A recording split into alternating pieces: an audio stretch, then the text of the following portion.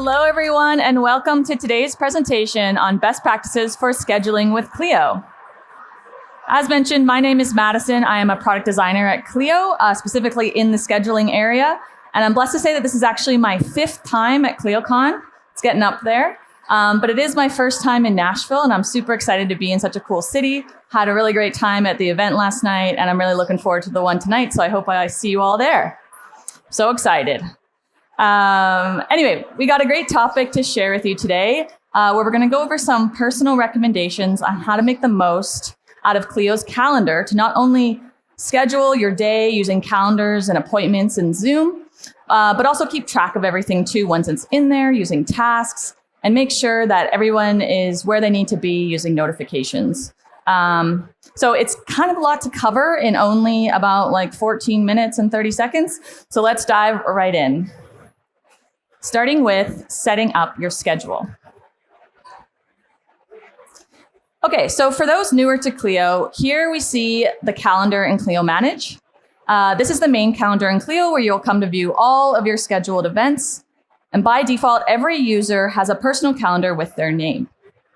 But hot tip, you can create as many calendars as you like by selecting the More button and then Add New Calendar.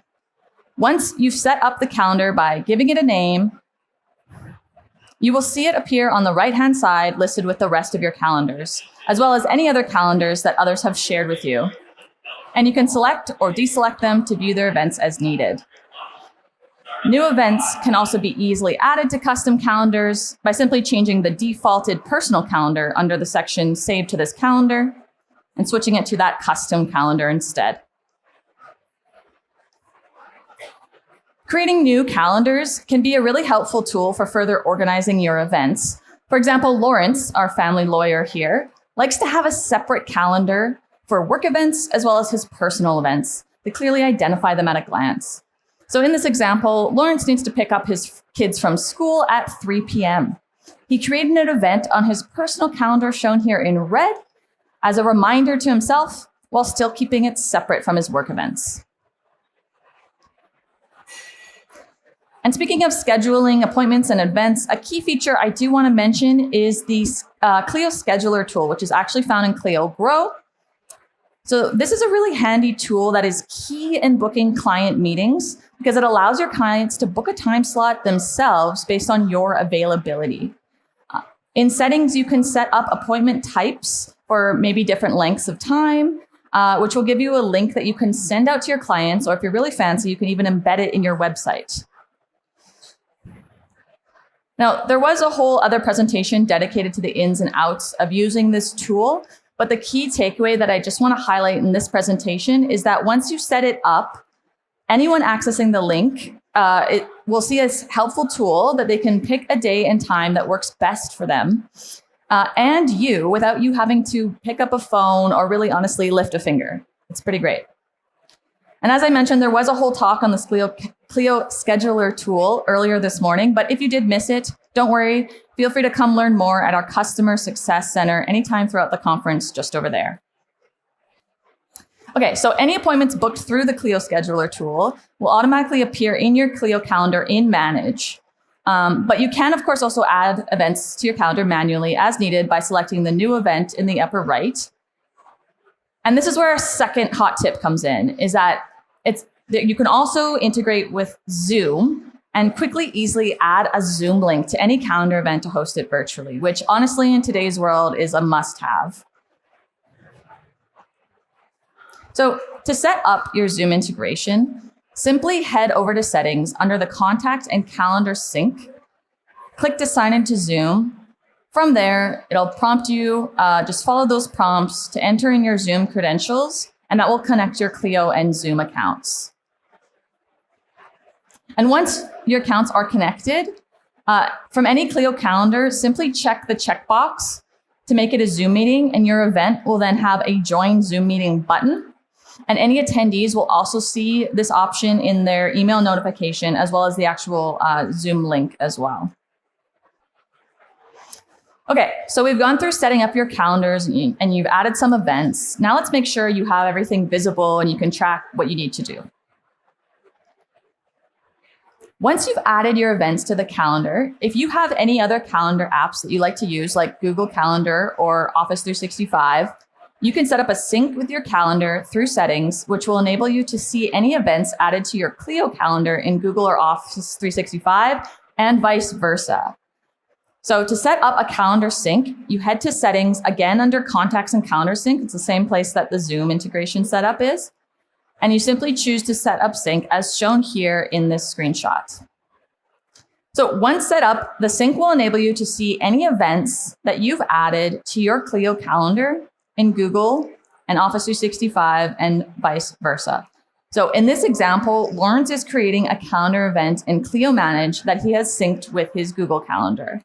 Once the event is created in Clio and the sync has had a second to catch up, and we'll give it a moment here, he will be able to see the new event in his Google Calendar.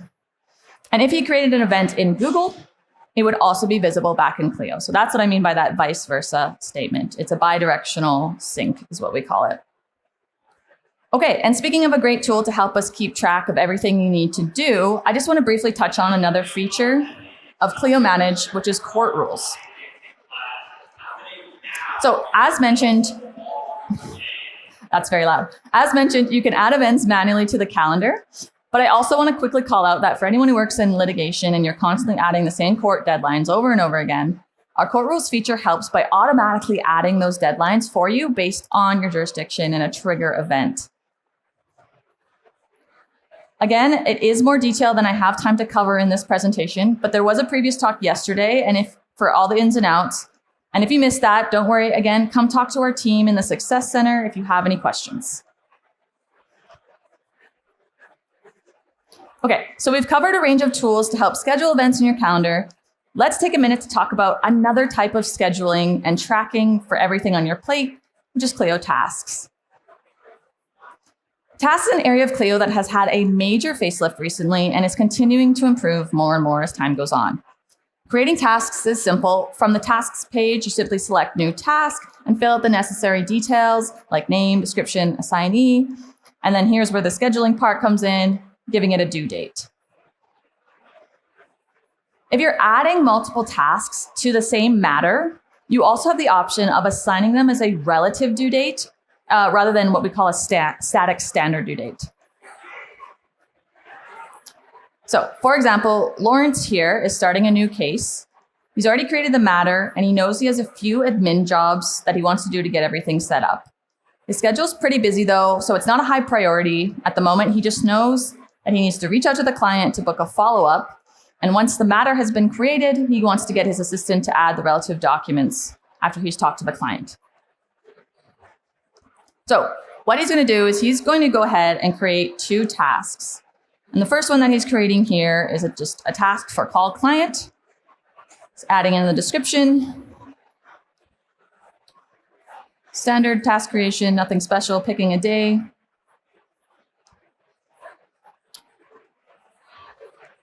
He's going to go ahead and save that. He's then going to create a second task for add documents. And this one, he's going to assign to be due 1 business day after call client using the relative due date feature. So he's going to click relative due date. By default, it's 1 business day. He's going to select that other task that he just created in the same matter for call client. So now the tasks are set to the right dates relative to each other. And if he needs to reschedule call client for whatever reason and push it out maybe a day, add documents will automatically adjust as well, saving him time and reducing any errors. And hot tip, speaking of shifting tasks, we know that task deadlines do shift a lot.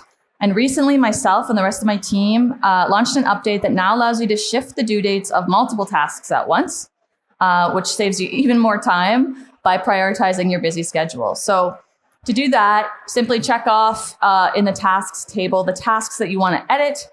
You'll see an edit date option. You can select that. This will pop up. You can choose the new date and save.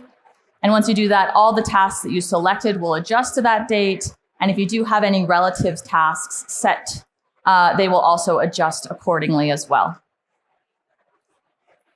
Okay, so finally, when it comes to tasks, I want to mention one more thing, which is task lists.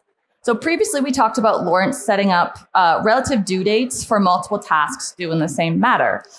Task lists work similarly, but they let you set up longer chains of tasks that you can assign to different matters and reuse again and again and again, kind of like a template.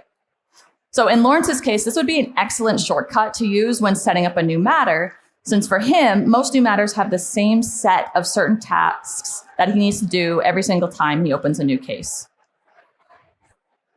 Okay, so to set up a new task list, from the main tasks page, you select the task list option in the upper right. And that will bring up a pop-up where you will name that new task list. In this case, it's hard for me to see here, but I believe he's writing create new matter. And then give it a brief description. And you can assign a practice area if you like, or sorry, a category. In this case, it will be administrative. So once he's gone and done that, he can now start adding task templates into the list. So for Lawrence, he's going to create templates for the 5 tedious tasks that he needs to do every time that he opens a new matter. And when creating a task template, he can also set the due date to be relative, like we talked about, to another task in the list, or relative to what we call the trigger date, which you select once you're assigning the whole list. And we'll come back to that in a moment. So Lawrence is going to click away there, adding all of his tasks. And once he's done that, and they're all been added, the task list is complete, and he can now assign it out whenever he likes. He can do this from the Matter subtab, clicking Assign Task List, choosing what list it is, choosing that Assign Trigger Date, and boom, all the tasks have been added to that matter, and they've been assigned in like a few short clicks. Okay, how are we doing? We've got about 3 minutes left. We've got this. We've gone through creating and scheduling events, as well as syncing and sharing them virtually. And all your events are accurately tracked where you need to see them, and you're ready for your next meeting. Let's make sure your client is too. Clio has several options for sending reminders to attendees, but hot tip, with text notifications, you can choose to shoot attendees a text instead of an email reminder, and even prompt them to confirm their attendance. So for Lawrence here, this is especially helpful for him. He might be working in a practice area with potentially like low-income clients who don't have access to a computer, but maybe they have a cell phone. And so this is something that's really helpful. So to set up text notifications, it's under Settings, under Text Messaging. By default, be given an assigned phone number. That's just to make sure that people, if they reply, it's not going to come back to your personal phone. But you can set it up to an alternative number if you wish, and specify some details about when it should be sent out. Once that's set up, you'll see the option to send any contacts with a valid phone number a text notification when creating a new calendar event. And this is what it will look like on the client side. So they'll automatically be sent a text that they can then also reply to confirm their attendance, which really helps to make sure that everybody knows where they're supposed to be and everybody's showing up on time. Okay, so we've covered a lot in a short amount of time. The Clio scheduler tool, the Zoom integration, calendar syncs with Microsoft and Google, tasks, task lists, text notifications is a lot, I know.